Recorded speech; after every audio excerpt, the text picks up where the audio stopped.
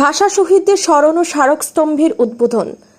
1961 সালের বরাক উপত্যকায় ভাষা আন্দোলনের 11 জন শহীদের প্রতি গভীর শ্রদ্ধা জ্ঞাপন করে আজ মাতৃভূমি স্বেচ্ছাসেবী সংস্থা এক বিশেষ স্মরণসভা ও স্মৃতিতর্পণ অনুষ্ঠানের আয়োজন করে। এই অনুষ্ঠানের প্রধান আকর্ষণ ছিল নবনির্মিত ভাষা শহীদ স্মারকস্তম্ভের আনুষ্ঠানিক উদ্বোধন। ধলাইয়ে অবস্থিত মাতৃভূমি এনজিওর কার্যালয়ে এই অনুষ্ঠানের শুভ সূচনা হয়। নবনির্মিত স্মারকস্তম্ভের আবরণ উন্মোচন করেন সংস্থার সম্পাদক শীতাংশু দাস। স্তম্ভটি ভাষা শহীদদের আত্মত্যাগের নীরব সাক্ষী হিসেবে দীর্ঘকাল ধরে মাথা উঁচু করে দাঁড়িয়ে থাকবে, এমনটাই আশা প্রকাশ করেন উপস্থিত সকলে। স্মারকস্তম্ভের উদ্বোধন শেষে ভাষা শহীদদের স্মরণ করে এক আলোচনা সভা অনুষ্ঠিত হয়। সভায় বক্তব্য রাখতে গিয়ে শীতাংশু দাস 1961 সালের ভাষা আন্দোলনের ঐতিহাসিক প্রেক্ষাপট এবং এর সুদূরপ্রসারী তাৎপর্য বিশদে তুলে ধরেন। তিনি সে সময়ের সরকারি কমিশনের রিপোর্ট প্রকাশ এবং তার সুপারিশসমূহ অবিলম্বে বাস্তবায়নের জন্য সরকারের কাছে জোরালো দাবি জানান। একই সাথে বরাক উপত্যকার সরকারি কাজকর্ম সহ সর্বস্তরে বাংলা ভাষার পূর্ণাঙ্গ ব্যবহারের প্রয়োজনীয়তার উপরও তিনি গুরুত্ব আরোপ করেন। অনুষ্ঠানে উপস্থিত সকলের উদ্দেশ্যে শীতাংশু দাস আরও বলেন, 19শে মে কেবল একটি গতানুগতিক দিবস পালনের বিষয় নয়, বরং এটি আমাদের দৈনন্দিন জীবনের চেতনা প্রতীক হওয়া উচিত। নিজেদের অধিকার সম্পর্কে সর্বদা সজাগ থাকার পাশাপাশি অন্যদেরকেও সচেতন করতে আমাদের সক্রিয় ভূমিকা নিতে হবে। এক তাৎপর্যপূর্ণ দাবি উত্থাপন করে মাতৃভূমি সম্পাদক শিলচর রেলওয়ে স্টেশনের নাম পরিবর্তন করে ভাষা শহীদ স্টেশন রাখার প্রস্তাবটি কার্যকর করার দাবি করেন। অনুষ্ঠানে অন্যান্য বিশিষ্ট ব্যক্তিবর্গ ভাষা শহীদ দিবসের তাৎপর্য এবং প্রাসঙ্গিক বিষয় নিয়ে মূল্যবান বক্তব্য রাখেন।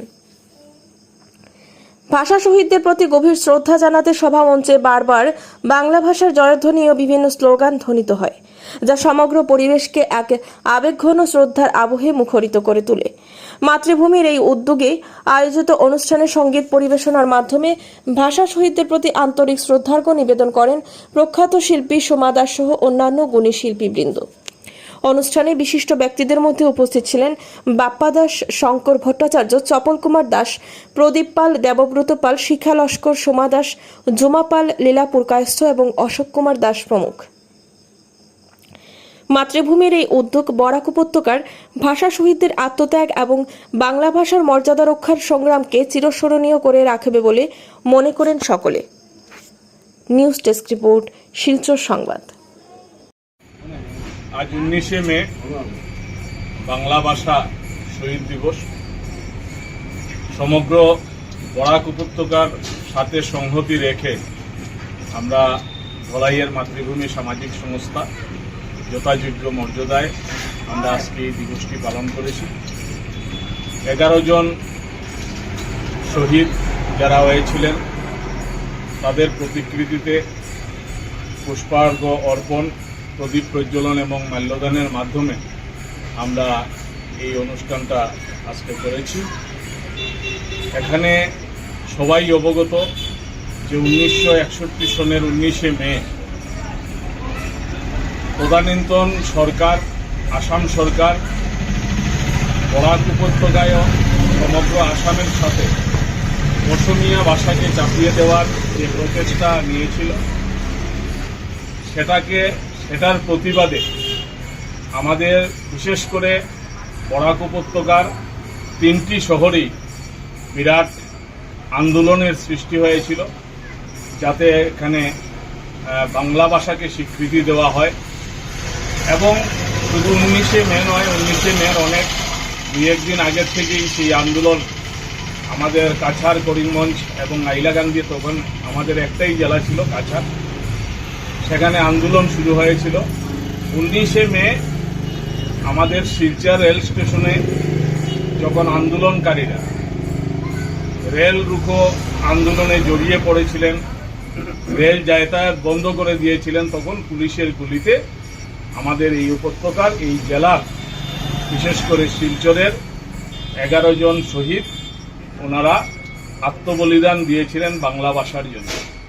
তারপর থেকেই প্রতি বছর 19শে মে এই উপত্যকায় বা এই উপত্যকা ছাড়াও আমাদের রাজ্যের বা আমাদের পশ্চিমবঙ্গেরও বিভিন্ন স্থানে এই দিনটি উদযাপন করা হয়। আজকে 64তম আমাদের ভাষা শহীদ দিবস এবং প্রতি বছরই বিভিন্ন বার্তা সরকারের কাছে রাখা হয়।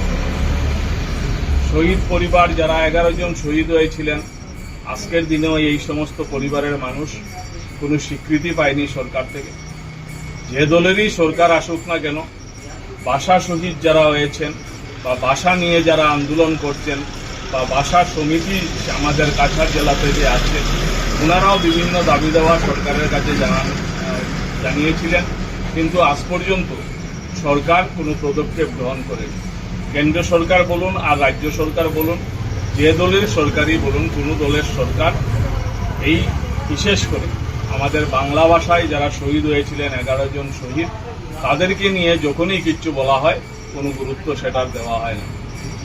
আর এইভাবেই এই উপত্যকার বাঙালিরা প্রতি বছর 19শে মে পালন করে আসছে। এই বছরও আমরা লক্ষ্য করছি যে দিনে দিনে আগে অনেক সংস্থা, অনেক জায়গায়, অনেক প্রান্তে এই অঞ্চলের শহীদ দিবস পালন করা হতো, কিন্তু আজকের দিনে ধীরে ধীরে সেটা কমে এসেছে। আগামীতে যদি এই ভাষা শহীদ দিবস বা 19শে মেকে আমরা ধরে রাখতে হয়, তাহলে বিশেষ করে যুব প্রজন্মকে বোঝাতে হবে যে ভাষা শহীদ দিবস কেন পালন করা হয়, 19শে মে কি। আর সেটা যদি এখানে সচেতন নাগরিকরা না করেন বা আমাদের এই অঞ্চলে যে সমস্ত বিদ্যালয় আছে, বিশেষ করে সরকারি বিদ্যালয় যেগুলো আছে, তারা যদি এই ব্যবস্থা গ্রহণ না করেন নব প্রজন্মের প্রতি, আগামী দিনে এই 19শে মে পালন করা ধীরে ধীরে বন্ধ হয়ে যাবে। তাই আমি আবেদন রাখবো প্রত্যেকের কাছে যে 11 জন যারা প্রাণহানি দিয়েছিলেন, আত্মবলিদান দিয়েছিলেন বাংলা ভাষার জন্য, বাঙালিদের জন্য, আজকে এখানে হাজার হাজার কোটি কোটি বাঙালি মানুষ থাকা সত্ত্বেও সেই আন্দোলনকে যতটুকু তীব্রতর করে তোলার প্রয়োজন ছিল ততটুকু করা হচ্ছে না।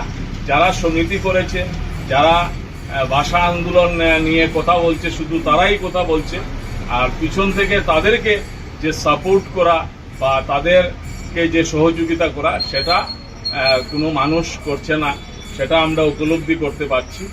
তো আমরা বিশেষ করে মাতৃভূমি সামাজিক সংস্থা আমাদের যে প্রতি বছরের নিয়ে এই বছরও আমরা এই দিনটি পালন করেছি। আমরা শহীদদের প্রতি আমরা শ্রদ্ধা নিবেদন করেছি এবং শহীদ পরিবারের যারাই যেখানে আছেন তাদের প্রতিও আমাদের সমবেদনা থাকলো। ধন্যবাদ সবাইকে।